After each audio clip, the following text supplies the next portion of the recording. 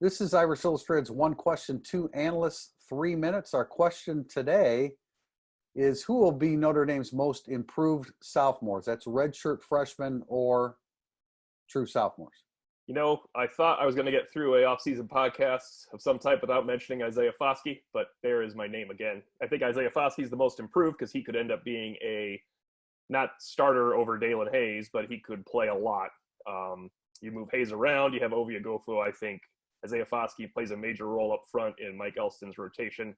And when you start digging deeper, the name Maris Leofau keeps coming up for me because of special teams. I don't think he's going to win the Buck job as a real rookie for the first time playing that position, but he could have a Bo Bauer impact on special teams and grow into that linebacker spot as well. I think Leofau could have a Jack Lamb type impact at the Buck linebacker position, certainly a situational guy. Hard to disagree with Foskey. I mean, we all feel the same about Foskey, including the Notre Dame coaching staff, which is, of course, the most important of the opinions. But a guy that we've heard good things. We heard it in November, and we've certainly heard it from Clark Lee in an interview that I did with him a few weeks ago with regard to Isaiah Rutherford at cornerback. He says if he makes the same progress this year compared to what he did over the last year, he's going to be a really, really good football player. And they need him. I mean, you're not going to get through an entire season with Sean Crawford and Tariq Bracy playing full-time all the time at cornerback. They need somebody else to emerge. All of those guys are young, including Isaiah Rutherford, who was just one of a handful of guys that didn't get on the field last year. But he'd be my number one choice, and that's just because to hear Clark Lee say it the way he talks about him, he's got a lot of confidence that he's going to emerge.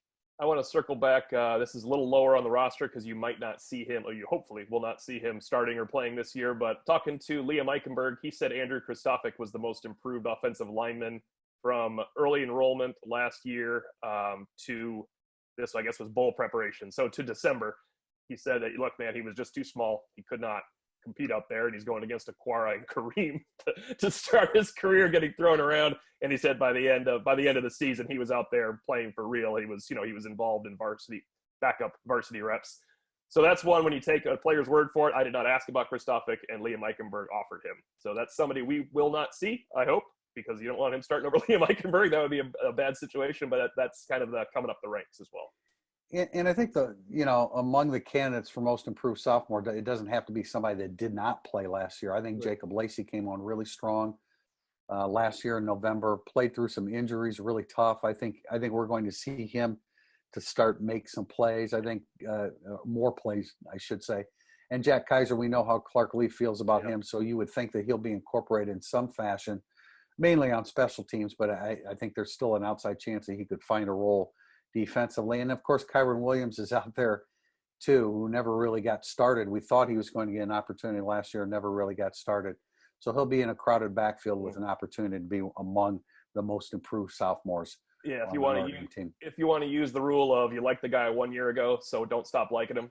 Chiron Williams would be a guy I liked leaving spring ball and into August, and then you could just tell the lights got too bright for him. He wasn't ready, and at some point you have to have running back number 5, and he was running back number 5 at that point.